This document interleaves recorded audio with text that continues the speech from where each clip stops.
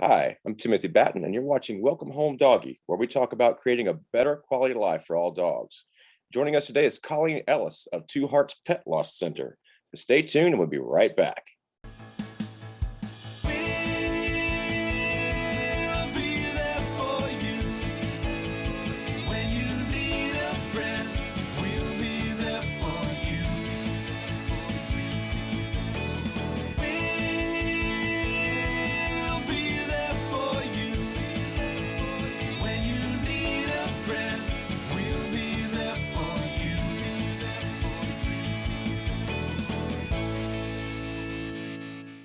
Welcome back. Colleen, hi. Thank you so much for joining us. How are you? What an honor. Wonderful. Even better that I can sit with you this morning. Oh, it's the honor is all ours. We are so blessed to have you and so excited to talk about the things that you've done. We understand that you are the pet loss pioneer. So we're super stoked to have you on the show today and to hear just kind of about what you do and let people know that this is out there. So tell us about your center and how you got started and what exactly it is that you do. So Two Hearts Pet Loss Center is actually an educational center, if you will. Everything to do with end-of-life care for our precious little pets and the journey that we go through from making that end perfect to the grief that we experience. And so Two Hearts Pet Loss Center is resources and education and everything that can help a pet parent and veterinarians in how to deal with this one thing that is going to happen to every one of us who loves an amazing animal. And it was actually born from I started the first standalone pet funeral home in 2003. And it was all for a little doggy of mine who rocked my world in life and kicked me in the gut on the way out. And I said, I'm going to do something for her and for me. And so that's been my journey since then. And my life's mission is to help pet parents do this really, really awful thing that rocks our world. It really does. Like just even the thought of, losing my girl right now, it's like I get teared up just thinking about it, and so it's just a very tough thing. We've talked a little bit beforehand, like how is this so much harder for us? Like you would think like, we lose a friend or a parent and that is difficult, but sometimes this hits even harder. And in your experience, like I know you've seen that. Why do you think that is? Like, why do we experience that in such a tough way? I think there's a variety of reasons, Tim. Let's face it, our animals are dependent upon us. So everything throughout the day is because we let them outside to potty, we put food in their bowl, we filled a water bowl, we gave them medications, whatever it may be, they're so dependent upon us. I think animals also represent the good that we want to be, and they represent that unconditional love. They represent that ability to forgive. They represent that ability to trust. They just represent so many things that I think we as human beings strive to be like that. And there's another thing that I believe makes it hard too, is you've got people around us that don't understand the human animal bond. And so when we lose these precious creatures, sometimes words like it's just a dog, or don't you think you should get another one? Sometimes those words come flying out of people's mouth. I want to believe it's unintentional. I want to believe they're well-meaning, but at the end of the day, it hurts our heart. Absolutely. Yeah. I mean, I can't imagine somebody being like, well, it was just a cat. Like, no, that's my cat. And that cat loved me from day one and was like, we're going home together. And that's just how it's been for 10 years now. And will literally follow me around the house, waiting for me to sit down so that she can sit on my lap and we're just going to hang out. And that's just, to me, I don't understand it 10 years in, and I don't understand that level of like, I want to be around you, so just not, if somebody were to say like, oh, it's just a cat, like you don't know this cat in me. So how sad that there's people that don't get that love, right? Yeah, they've never had that connection. Yeah, and they don't get a cat like what you have who looks at you with this worship in their eyes, and it's just like, you are my rock star, you are my person. Oh my gosh. He will sit there and wait on me. Yeah. It's kind of crazy. So. Have you ever seen that meme, Tim, where it's this person who says that I'm so proud because I'm always the one at the party where the dog comes up to me, and you just feel like, oh, he picked me, right? Oh, just love it. Oh, Absolutely, yes. I'm the love guy that's hiding out in the back room looking for the dogs and the cats to play with, like, "I'm gonna hang out with the pets. Let's do that." exactly. Yeah, exactly. Totally So, agree. with that said, talking about the things that people say to us that they don't quite understand what we're going through, what do you have to say, like, the biggest piece of advice to the person that has lost, their pet, because I don't know what if anybody could say anything to me, but this is what you do and always. So what is it you would say? What are the typical things that you say to people to let them know, like to help them through this process? I have three, and I'm gonna go ahead and call them rules. Okay. Okay. And rule number one is be kind to yourself. Because I think so often we let our head get in the way, and our head says, you know what, you shouldn't be overreacting like this. You shouldn't be grieving this hard. You shouldn't be acting like that. That's where our head is. Okay. Our heart, on the other hand, says, man, I am shattered. And this is what I want to do. This is how I need to heal. And that's the mourning aspect of grieving, Tim. And that is one of the things that I am very, very as I guide and walk with families through their journey, I encourage that mourning. I encourage that expression of grief. You have to. She who mourns mends. So you have to mourn. You have to take your grief out and let it come out. The second thing is wherever you are right now in your grief journey is exactly where you should be. And the third thing, I'm actually going to add another one here. The third thing is honor the journey, honor the story that you shared with that precious creature and give it credence. When we honor death, we honor life. And so we've got to say, grief, when it comes knocking, I want you to let it in. I want you to set her down. And I want you to say, I want to tell you about my cat. I want you to tell you about the world that we shared together and why I'm absolutely shattered right now. I want you to hear all about it. And the fourth rule that I want to put in here is this concept of permission.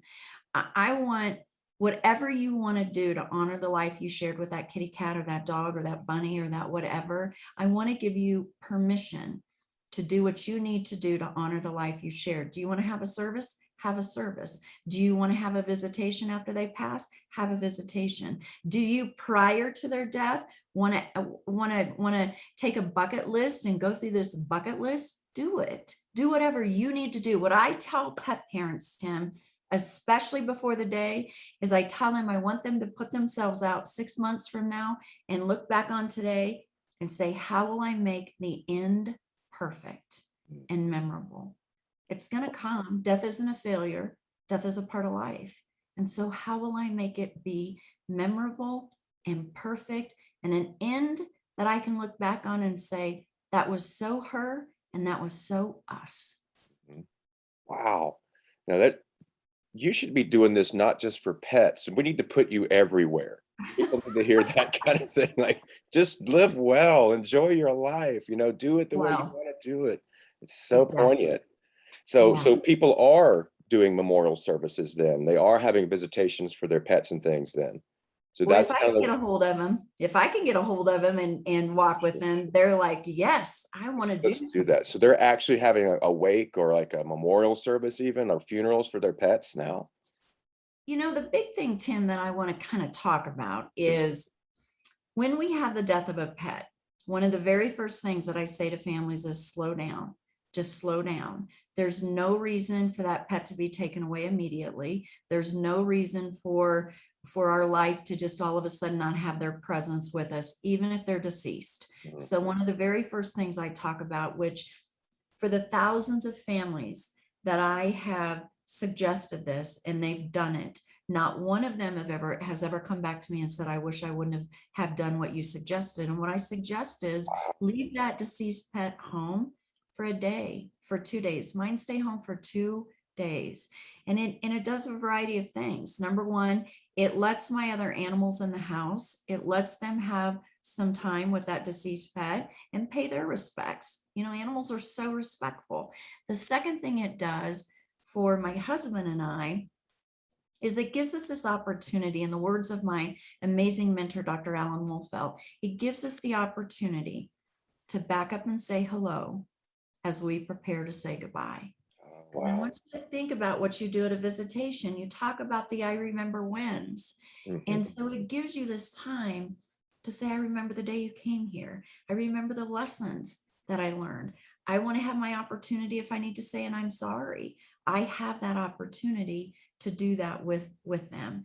And then when we're ready to not have their physical presence there anymore, we go on our next journey of cremation. But it gives us a chance to slow down a minute and not have frantic movement forward. Sure.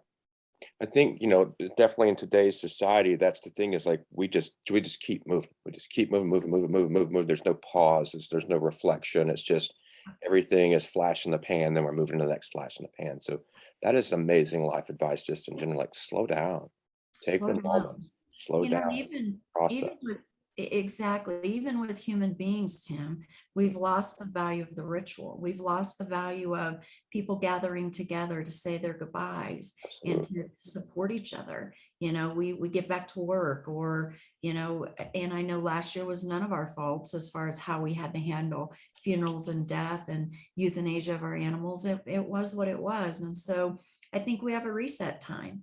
And it's that time that says, I had that loss. It's still rocking my world. It's always going to rock my world. And what can I do to pay honor to it? What can I do? Absolutely. So I think, there's the occasional accident where you don't have time to, the end comes very quickly and suddenly.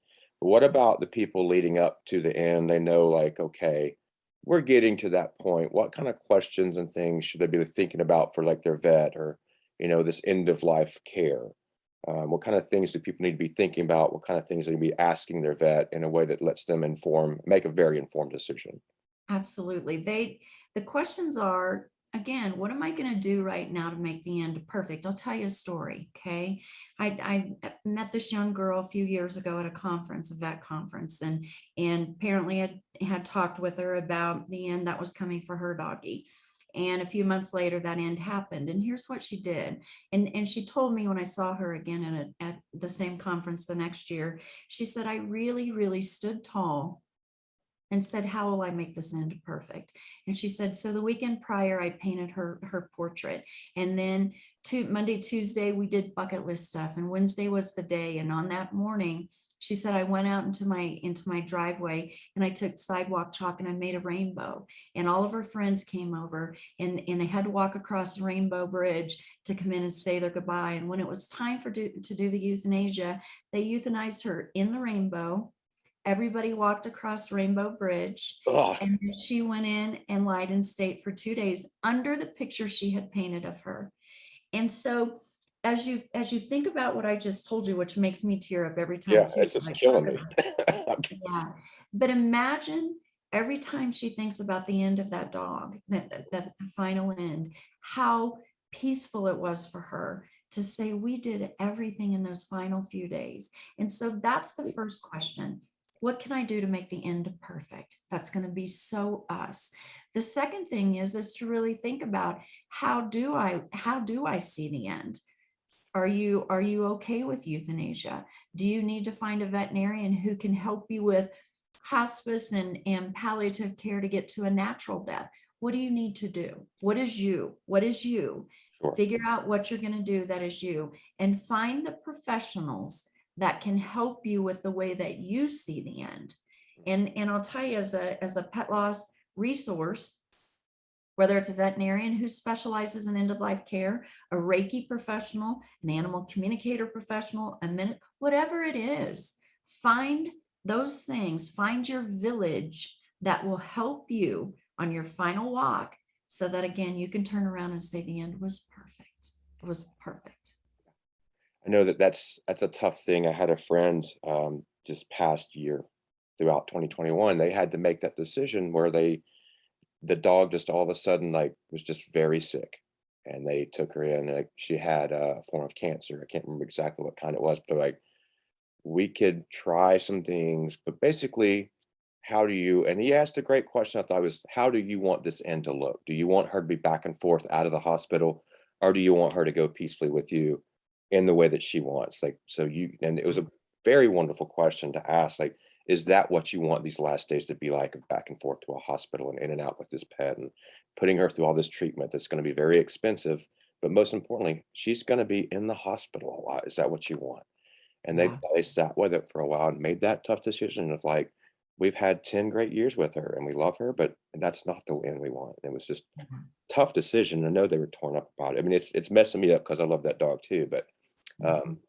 those are tough questions to have to like to make, an answer for yourself. So it's a great questions. They're tough. They're very, very tough, and the other part I would have us kind of unpack and reframe a little bit, Tim, is that euthanasia and death is not a failure. They're Absolutely. not failures. It is a part of what we signed up for. It is a part, it's for you and me as well. It's going to Absolutely. happen to us. And so it's a part of life. And so the questions that beg themselves again are, how is her quality of life? And even if it is the situation like what you just said, you can even tell your vet and say, listen, I want you to get us so she is comfortable. And for the next day, we're going to go to her favorite parks again. Maybe she can't walk. I'm going to put her in a wagon. We're going to pull her. But I want one more day of creating an experience. And here's the other one I want to unpack a little bit. The question I always get asked, or some of the turmoil in one's tummy is, I don't know if I did it on the right day. Did I do it too soon? Did I do it too late? Yeah. Was it the right time? Was it not the right time? And here's what I want people to think about. I want them to think about that process as not a finite time. I want them to think about, we're in the window, just like what you just described with your friend. We're in a window of time that says any time during the window is the right time. Sure. And so when you look at the window as being the time, it's not a minute of a day. It's this part that says, yep, I'm in the window. Her quality of life is not good. And so we're going to take one more day of memory making. And then tomorrow, because we're in the window. So tomorrow's the perfect day. Yeah. Tomorrow. Wow. So once we make that decision and we're on the day after, there's a lot of us sometimes that are left behind, like other pets. We have children, we've got, the spouses and, the people that have loved this pet. Like, what's what can we do? Like, what's your advice for the people that are left behind as the pet is transitioned into its next phase? So we're left behind. So what do you have for us to think about? The first thing is think about taking them home with you, Yeah. or think about keeping them at home with you, because if it's a discussion with children, that is a wonderful life lesson discussion with a child. It also helps a child with them, giving them the chance to do their rituals. I helped a family in my neighborhood recently, and I had to, the mom was so distraught, and she said, I don't know what to do next. Just you take her, you go deal with her. And I said, no, no, no, no, no. We're going to slow down. You've got two children here in the house, and we're going to tell them what happened, and we're going to let them take the time to do what they need to do over the next day or so. Tim, they wrote letters and they went and got flowers for her, and they did all these beautiful, beautiful things that Tiny deserved, and they spent that time. The other thing that I recommend for people at home is to create what I call a tribute table. And it's this way of still giving them some presence in our home by setting, I use a coffee table, and we set this coffee table up, or it's a sofa table actually. And we put their favorite treats, we put our favorite pictures. If there's a letter we've written, it goes on the table. All the sympathy cards get set up there, the bouquets of flowers that show up. It's their table. And so it still gives us this opportunity to keep their presence within our house. Think about when you go to a funeral. Okay. When you go to a funeral, you look up at the front of the chapel and there's a casket or an urn. You have a focal point. When we lose our pets and they're not in our home anymore, we don't have a focal point. What we have is the presence of the absence. That's what we have. And so by setting up this tribute table and saying, you know what, for 1 week, we're going to set this tribute table up. Anybody thinks of anything, it goes on the table. And next weekend, we're going to have a memorial service, and we're all going to tell our stories, and we're going to do a toast, and we're going to take next Friday night, and it's going to be Miko night. That's what we're going to do. Wow. Give it some reverence. Absolutely. Like an actual ritual, an actual space to do it, and like to take the time, and not just the time, but the space too, like physical space. Yes, yes. And it also, I love what you just said there, because it also has all of us make space for our grief, Yeah. and we get to lean in, we get to say, you know what? This is going to be the tears zone right here. All the tears are welcome. Bring them in. Absolutely. And we get to give it what it deserves. We get to give that animal what they deserve. They were huge in our life. They were Absolutely. huge. You know, Let's I've talk about it. had my cat for 10 years and probably will have her for another 10 because that's just how it is. You know, you could have a cat for 25, some 30 years. And I think about Yes. that, you know, like having her and being a part of my life. And like, I don't know if I can fight back the tears anymore. You've gotten me really good today. I'm sorry about that. Don't be. It- This is exactly what we're talking about. It's like, you know, that's the same end of the spectrum. You're on that this far end with the joy and this end of the grief. And they're the same, you know, revolving door there with that. So You are so right on that. That's another thing I tell pet families all the time. Love equals grief. Love absolutely. equals grief. All right. As much as you love them is as much as you'll grieve for them. Yes. That's killing me just to think about. Mhm. So what else can we leave our audience with today as we talk about grief and processing and memorial services? What else have we left out, if anything? As I think we might have touched it all, but tell us what golden nugget can we leave our audience with today? You know, let's go with this. First of all, I want people who are experiencing the loss of a beloved pet. I want you to find those people around you that will not shame you for how you're feeling. They won't shame you for your tears. They won't shame you for telling the same stories over and over and over again, because you find those stories healing. And so I want you to find that. I want you to find that friend who can be animal-like. I want you to find that friend who can just be. I want you to find that friend who can practice unconditional love and say, you tell your stories all day long. I'll listen to them. I'm good. In fact, tell the same ones over and over again. I don't care. If you've got another animal in your house, animals are the best therapists there are. I want you to get in the scruff of their neck and bawl your eyes out and tell them the stories. They're fabulous at just sitting there and listening to us. So no shame. I want you to lean in on your own grief journey. I want you to make space for your own grief journey, whether it's physical space that says every night at 8 o'clock, I'm going to light a candle for her and I'm going to sit there in quiet reflection and I'm going to remember, I'm going to remind myself it was real by having that special time. I want you to do that. Whatever you can find healing. The only thing I don't want you to do is keep pushing it down. Yes. Because one day, like a shaken up soda bottle, that top is going to come flying off and it's all going to come out. You're not going to get over it. Listen, you're not going to get over it. You're going to get through it. You're going to get through it by doing your morning work. You've got to do the work.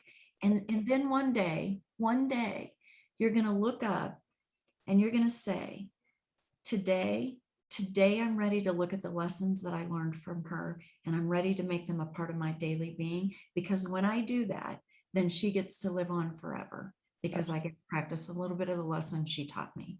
Yeah. Beautiful. Beautiful. So one last question. I think we're about out of time. Okay. Do pets go to heaven? What do you think? Well, I think having them's already heaven. So. I'm going to go with what you said. All right, fair Go with enough. what you said. Well, I love Coleen, it. thank you so much for your time today. We really appreciate having you on the show and such great advice. And I can't fight back the tears anymore. This is tough just to even talk about, but it's the kind of information that our audience really needs. So we thank you everyone for tuning in. And for more information about today's episode, please visit our website, subscribe to our channel, follow us on Instagram, and like us on Facebook.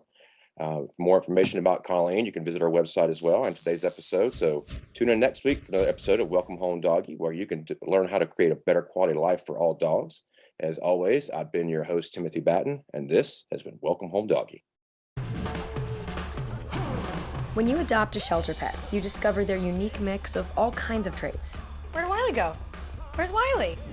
Ah, there she is. Paw, Do you remember being an ancient wolf? Do you ever feel the call of the wild? you're a renegade cop, and I'm a con woman with nothing to prove. But together, we could really solve this murder.